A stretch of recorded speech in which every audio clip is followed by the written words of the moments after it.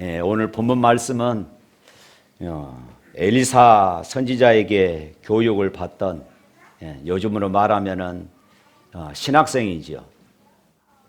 이때 당시에는 선지생도라고 그렇게 성경은 말하고 있습니다만은 요즘 시대로 쉽게 말하면 신학생입니다.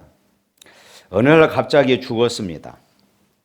남편이 죽은 후에 이 여인이 이제 유산을 정리해 보니까 갚을 길이 없을 만큼 많은 빚이 남아 있었습니다. 그래서 당시의 사회법에 따르면은 이제 두 아들이 있었는데 그 두 아들이 종으로 팔려가게 되는 그런 상황에 놓이게 된 것입니다. 이 여인은 엘리사 선지자를 찾아와서 부르짖습니다. 사정이 딱하게 여겨진 이 엘리사는 이 여인에게 내가 어찌하면 좋겠느냐 이렇게 묻습니다. 그러면서 당신의 집에 남아있는 것이 뭐가 있습니까? 기름 한 병밖에 없습니다. 엘리사 선지자는 이렇게 이야기합니다. 두 아들과 함께 마을을 다니면서 빈 그릇을 댈 수 있으면은 많은 빈 그릇을 빌려오십시오. 그리고 두 아들과 함께 방에 들어가서 방문을 닫고 그 빈 그릇에 기름을 부어 보시오. 그래서 시키는 대로 했더니 기름은 분명히 조그만 한 병밖에 없었는데 방에 가득한 그런 빈 그릇, 빌려온 빈 그릇을 다 채울 때까지 병에서 이 기름이 떨어지지 않는 것입니다. 부어도 기름이 계속해서 쏟아집니다. 신이 난 이 여인은 두 아들에게 빨리 그릇 가져와. 두 아들이 이야기합니다. 어머니, 이제 그릇이 다 떨어졌습니다. 이 말이 떨어지기가 무섭게 기름이 곧바로 멈췄다. 엘리사 선지자는 이렇게 이야기합니다. 그 기름을 팔아서 먼저 빚을 갚고 그 남은 것으로 두 아들이 힘을 내서 행복하게 사시오. 이것이 오늘 본문의 대략적인 그런 내용입니다. 그런데 오늘 본문을 우리가 이해하기 위해서는 사실 모든 성경은 다 그렇습니다. 우리가 성경 어떤 한 부분을 읽고 그 부분을 우리가 정확하게 이해하기 위해서는 그 성경책, 특별히 오늘 본문 말씀은 이 열왕기서의 전체 배경이 무엇인가 하는 것을 우리가 먼저 알아야만이 바로 그 의미를 정확하게 파악할 수 있는 것입니다. 열왕기서는 이름 그대로 왕들의 이야기입니다. 이스라엘 역대 왕들의 이야기를 기록해 놓습니다. 그러나 열왕기서의 주인공은 사실은 이 왕들이 아니라 선지자들, 더 구체적으로 말하면은 엘리사와 그리고 엘리야와 엘리사 이 두 선지자의 이야기입니다. 왕들이 그 시대를 이끌어가는 것이 아니라 하나님의 말씀이 그 시대를 이끌어간다. 할렐루야. 바로 이런 의미이죠. 하나님께서 그 역사를 이끌어가고 하나님께서 그 왕들의 역사를 주도해 가신다 하는 것이 이 열왕기서의 그런 내용입니다. 엘리야와 엘리사는 역사상 가장 타락한 시대에 가장 많은 활동을 하고 가장 많은 능력을 베풀었던 그런 선지자들이었습니다. 두 선지자의 메시지는 이것입니다. 하나님이 통치하신다. 하나님은 살아계신다. 역사는 악이 이기는 것처럼 보이지만은 역사의 주인은 하나님이시다. 그리고 하나님의 백성들이 타락하여 어둠에 빠져 있다 할지라도 하나님께서는 그 백성을 버리지 않으시고 돌보시고 지키신다. 할렐루야. 바로 이런 내용들이 포함되어져 있는 것입니다.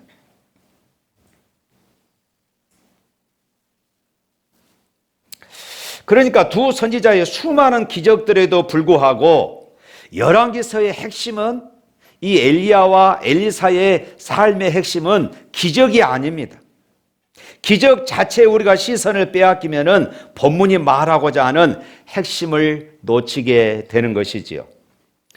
열왕기하 1장을 보면은 이 시대가 얼마나 악한 시대인가를 보여주는데 거기에 보면 이렇게 기록하고 있습니다. 아합이 죽은 후 당시 이 아합 왕은 그의 아내 왕후지요 이세벨과 더불어서 북이스라엘에서 가장 악했던 그런 왕이었습니다. 그런데 이 악한 왕, 이 아합 왕이 죽은 후에 이제는 나라가 평안할 줄 알았는데 그 아들들도 역시 아버지의 그 악을 따라서 그렇게 살아가는 것이었습니다. 그래서 이스라엘이 멸망을 향하여 달려가는, 북이스라엘이 아주 멸망을 향하여서 달려가는 그런 시작이 되어버렸던 것입니다. 열왕기하 2장 23절 보면은 얼마나 악한 시대였는지 이 당시의 영적 상태, 영적 수준을 보여주는 한 사건이 기록되고 있습니다. 마을의 아이들이, 여기 말씀에 보면은 마을의 아이들, 본문에 보면은 청소년들입니다. 당시에 엘리사 선지자가 마을을 지나가는데 엘리사 선지자를 향하여 이 아이들이 이렇게 조롱합니다. 대머리여 올라가라. 대머리여 올라가라.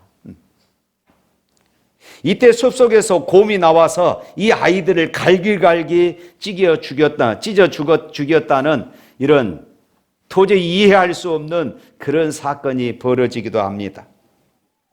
백성들은 바알 숭배에 빠져서 물질주의와 쾌락주의에 젖어 살아가고 있는 시대였습니다. 여기 아이들은 바알 제사장의 자녀들이라고도 하고 바알 제사장이 보낸 사람들이라고도 이야기합니다. 교회를 조롱합니다. 하나님의 종도를 조롱합니다. 하나님을 멸시합니다. 하나님의 선지자를 일컬어서 대머리야 올라가라. 무슨 말입니까? 너희 스승 엘리야가 이 땅에서 사라지지 않았느냐? 하늘로 올라갔듯이 너도 하늘로 빨리 꺼져버려. 쉽게 말하면 이런 말입니다. 너도 하늘로 꺼져버려. 이 시대가 이처럼 영적으로 대단한 악한 시대였음을 보여주는 한 단면적인 사건입니다. 이스라엘이 멸망한 이유가 무엇입니까? 하나님을 섬겨야 할 이스라엘 백성들이 하나님을 섬기지 않고 우상, 바알을 섬겼기 때문입니다. 모든 가치관이 하나님에게 있는 것이 아니라 쾌락주의였습니다. 자기 중심주의에 빠져 살았습니다. 하나님을 무시하는, 하나님의 선지자를 조롱하고 하나님의 말씀을 멸시하는 그런 시대였습니다. 어느 날 이 아합 왕이 왕궁을 나와서 순시하던 중에 자기 포도 열매가 그렇게 잘 맺지 않았습니다. 그런데 어느 밭에 가니까 포도 열매가 풍작이었습니다. 주렁주렁 포도 열매가 맺은 것입니다. 그 포도원이 탐이 났습니다. 그곳은 나봇이라고 하는 가난한 서민이 농사하는 포도원이었습니다. 왕은 그 서민을 죽이고 강제로 그 포도원을 빼앗아 버립니다. 바로 이런 배경 가운데서 이런 악한 시대에 오늘 본문은 한 여인의 부르짖음으로 시작이 되어집니다. 여기에서 이 부르짖다라고 하는 이 온물은 목마른 사슴 한 마리가 물을 찾아서 바락바락 소리를 지른다는 그런 의미를 가지고 있습니다. 하나님을 경외하는 선지 생도가 죽었습니다. 이제 두 아들이 빚더미에 깔려 종으로 팔려가게 생겼습니다. 이 여인이 이제 선지자에게 찾아와서 그렇게 부르짖는 것입니다. 살려주세요. 엘사 선지자님, 우리 가정을 살려주세요. 우리 두 아들을 살려주세요. 그렇게 부르짖는 것입니다. 사랑하는 성도 여러분, 오늘 신앙을 가졌다는 사람들조차도 때로는 하나님이 부어주시는 은총을 받지 못하고 형식적인 그런 신앙생활을 하고 있는 이유가 무엇일까요? 그것은 부르짖어야 할 갈망이 사라졌기 때문은 아니겠습니까? 얻지 못하면 구하지 않기 때문이라고 했습니다. 오늘날 교회에 열심히 나오는 많은 성도들이 거룩한 갈증, 영적인 이 목마름, 거룩한 갈망을 잃어버렸다 하는 것입니다.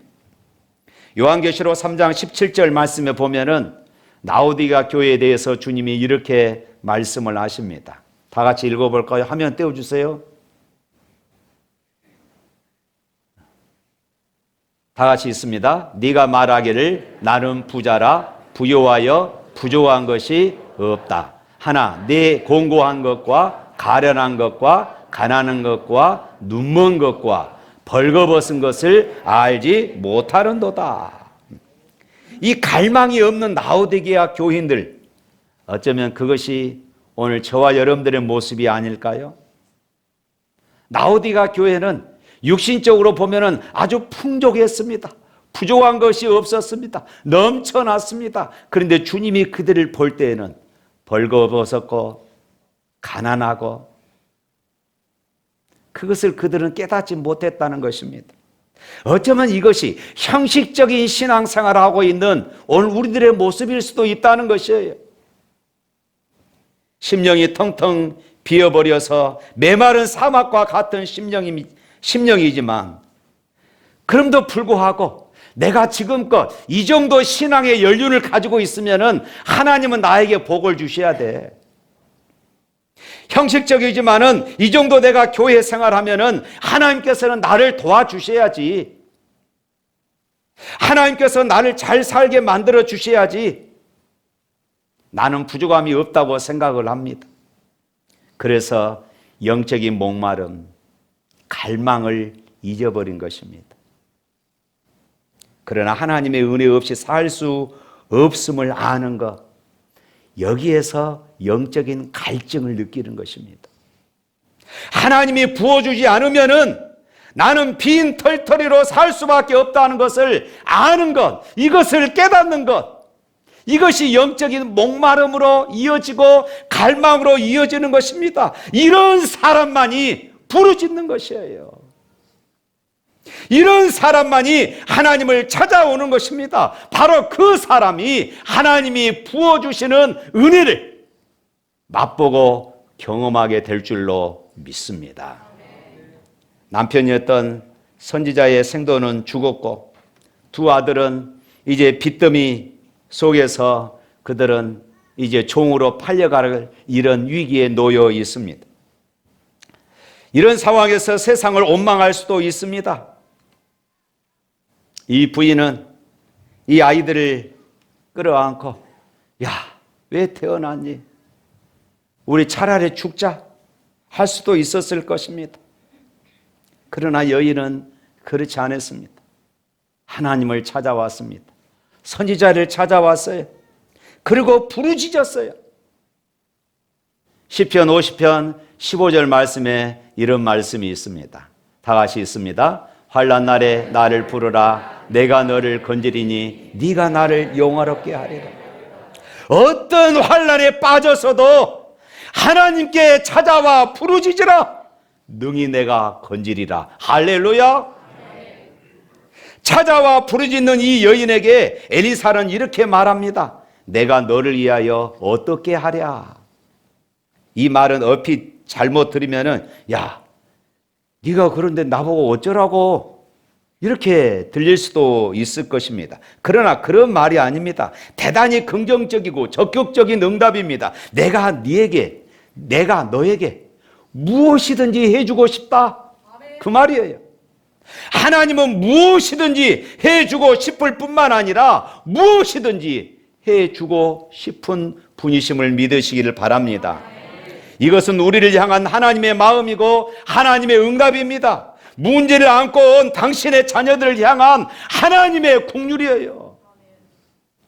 사랑하는 성도 여러분, 하나님께서 이 시간 오늘 말씀을 통하여 저와 여러분들에게 말씀을 하십니다. 내가 네게 무엇을 해줄까? 믿으시기를 바랍니다. 하나님은 무엇이든지 해주실 수 있는 분이십니다. 기적이 사라진 것이 아니고 이 기적을 믿는 순수한 믿음이 내게 없기 때문에 우리가 기적을 경험하지 못하는 것입니다. 그리고 묻습니다. 내 집에 무엇이 있느냐? 이 말은 대단히 중요한 말입니다.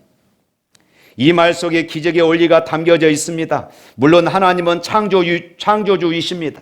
그 말은 하나님은 무에서 유를 창조하실 수 있는 전능하신 분이라 이 말씀입니다. 그러나 때로는 하나님은 내게 작은 것을 하나님 앞에 내어놓을 때 그 작은 것을 통하여서 하나님은 일하시고 하나님은 역사하시기를 기뻐하시는 분이십니다.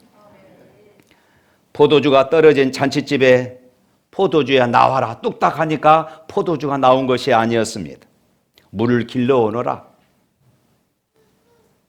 그리고 그 물을 잔치집에 사람들에게 다 떠다 주어라. 그때 물이 포도주로 변한 줄로 믿습니다. 하나님은 없다고 낙심하고 있는 사람들에게는 아무런 일도 하지 않으십니다. 어리석은 사람들은 지금 가진 것이 없으니 부자 된 다음에 하나님을 섬기겠다고 말합니다. 지금은 섬길 수 없는 사람은 여러분 기억하십시오. 부자 되어도 섬길 수가 없어요. 지금 시간이 없어서 나는 섬길 수 없습니다 하는 분은 나중에 시간이 널널해도 하나님을 섬길 수가 없는 것입니다.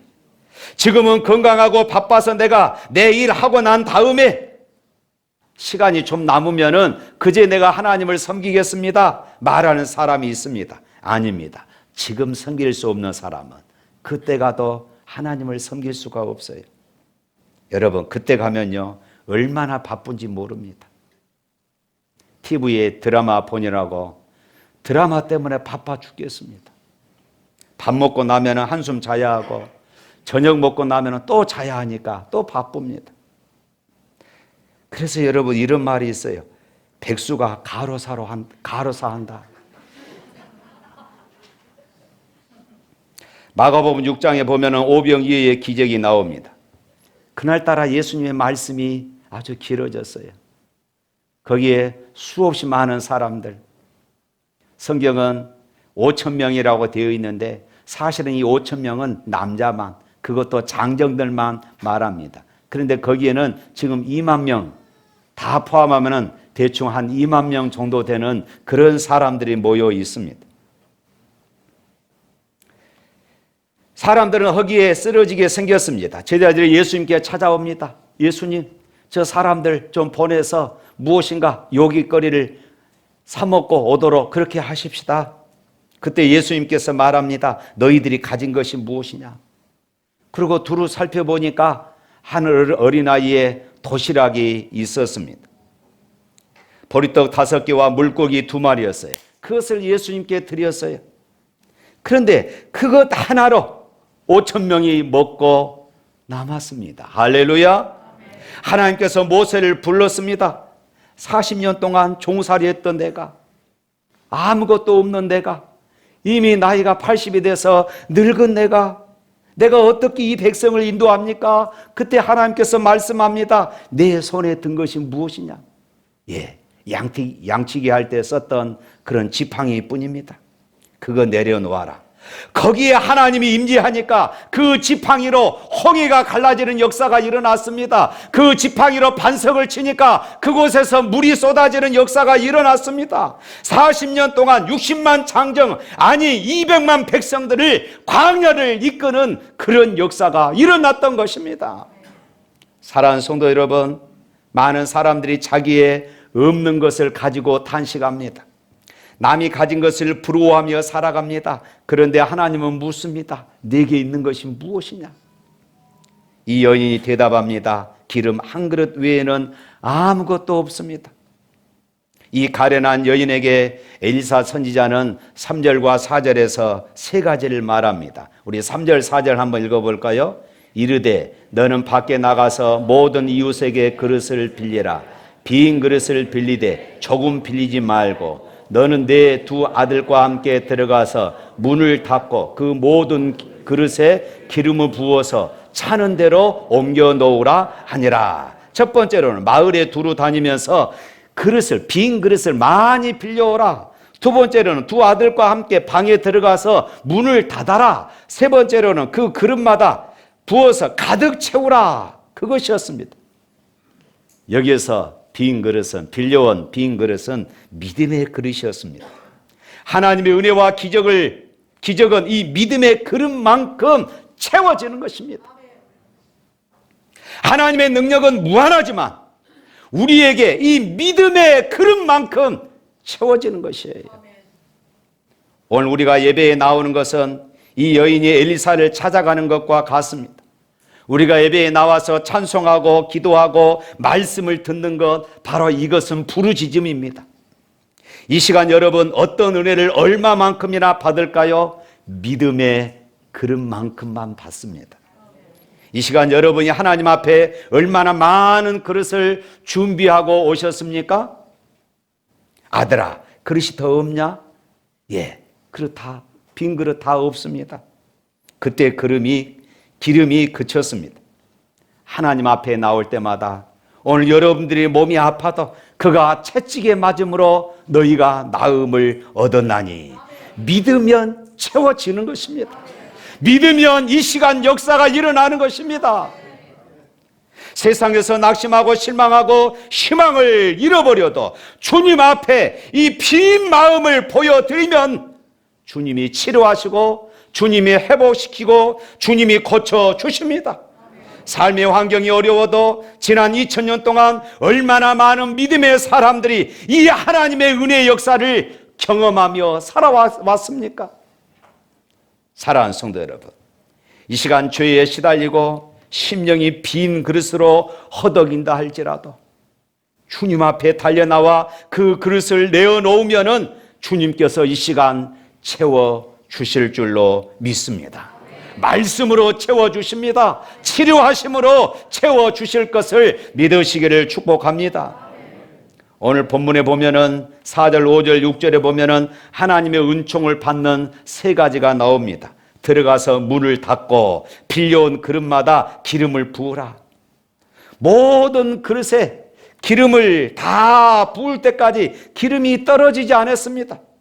그런데 4절에 보니까 문을 닫고, 5절에도 두 아들과 함께 문을 닫은 후에 문을 닫으라는 말이 계속해서 반복되고 있습니다. 성경은 하나님의 임재와 능력과 역사를 경험할 때에 문을 닫으라, 이 말씀이 자주 등장합니다. 엘리야 선지자가 사렙다 여인의 아들을 살릴 때도 문을 닫았습니다. 엘리사가 수넴 여인의 아들을 살릴 때도 문을 닫았습니다. 예수님께서 야이로의 딸을 살릴 때도 문을 닫으셨습니다. 이 귀한 사역을 하면서 생각해 보십시오. 아니, 모든 사람들이 다 볼 수 있게끔 하면은, 모든 사람들이 이 광경을 목격하면은 이 사람들이, 야, 하나님은 살아계시구나, 그리고 하나님께로 다 나오지 않겠습니까? 하나님을 믿지 않겠습니까? 그런데 왜 문을 닫으라 말씀하시는 걸까요? 분명히 믿지 않는 사람들이 이 기적을 보면은, 야, 하나님은 살아계시는구나, 그리고 하나님께로 돌아올 법도 하는데 왜 문을 닫으라고 하셨을까요? 하나님은 이 신령한 일을 은밀하게 믿음 있는 사람에게 행하기를 원하셨던 것입니다. 사랑하는 성도 여러분, 오늘 또 이곳에 가득 찬 성도들이 있지만은 믿음 있는 사람에게 하나님은 역사하실 것을 믿습니다. 이 여인의 이 신비한 경험은 자랑거리도 광고거리도 아니었습니다. 이 여인을 기적을 일으키는 사역자로 훈련시키는 것도 아니었습니다. 아마 동네 사람들이 문을 활짝 열고 이 광경을 보았다면은 너도 나도 이 집에 들어가서 자기 집에 있는 빈 그릇을 가져와서 자기의 빈 그릇도 채워달라고 했을 것입니다. 때로는 어떤 사람들은 아예 기름병을 훔쳐가지고 달아났을 법도 하는 이런 상황도 생각해 볼 수 있을 것입니다. 순간 이 자리는 믿음의 자리가 아니라 살아계신 하나님을 경험하고 살아계신 하나님을 찬양하고 영광 돌리는 그 자리가 아니라 아수라장이 되는 그런 자리가 될 수도 있었을 것입니다. 사랑하는 성도 여러분, 이 여인은 조그만 기름 그릇에서 계속해서 기름이 쏟아져 준비된 그릇마다 기름이 채워질 때에 그때 어땠을까요? 손이 계속해서 떨렸을 것입니다. 부어도 기름이 떨어지지 않는 것입니다. 처음에는 이것이 긴가민가 했다가 나중에는 감동으로 찾아옵니다. 나중에는 눈에서 눈물이 저절로 흘러나왔을 것입니다. 꿈을 꾸는 듯 흐르는 기름만큼이나 눈물이 수없이 흘렀을 것입니다. 두 자식 밥 굶기지 않겠다고 몸부림하던 지난 날들이 영화 필름처럼 그렇게 지나갔을 것입니다. 빚쟁이들이 와서 두 자식을 끌고 가겠다고 위협할 때 떨리고 요동치던 그 심장이 지금은 기쁨으로 심장이 벌컥벌컥 뛰고 있었을 것입니다. 지난날 방문을 걸어 잠그고 두 아들 가슴에 끌어안고 이제 어쩌나 우리 아들 못난 부모를 만나서 이제 노예로 종으로 팔려가게 생겼구나. 못난 부모 밑에 태어나서 굶고 살아야 되겠구나. 쩔쩔매며 함께 울었던 지난 날들이 머릿속을 스쳐 지나갔을 것입니다. 그런데 지금 이 시간 상처를 싸매고 서러움을 바꾸시고 눈물을 닦아주시는 하나님을 지금 경험하고 있는 이런 순간이었습니다. 이 감동의 시간, 상처난 가족들을 치유하고 있었던 하나님의 그 은혜에 지금 감동하고 있었을 것입니다. 아마 이 여인의 입술에는 저절로 감사가 터져 나오고 저절로 찬송이 터져 나왔을 것입니다. 제가 설교 준비하다가 도대체 이 여인이 이 순간 찬송했으면 어떤 찬송을 했을까 생각하다가 이 찬송의 생각이 났습니다. 그 두려움이 변하여 내 기도 되었고 첫날의 한숨 변하여 내 노래 되었네. 다 같이 합니다. 주님을 찬송하면서 할렐루야 할렐루야 내 앞길 홀고 험해도 나 주님만 따라가리. 두려움이 변했습니다. 한숨이 변해서 이제는 감동이 되고 그 감동을 넘어서 찬송이 되는 것입니다. 이제 내 앞길을 멀고 험난해도 나 주님만 따라가리, 나 주님만 따라가리, 이렇게 외치며 간증하는 그런 순간이었을 것입니다. 사랑하는 성도 여러분, 이 역사적인 전환점, 이 역사적인 순간, 바로 그것이 오늘 이 예배가 될 수 있기를 주님의 이름으로 축복합니다.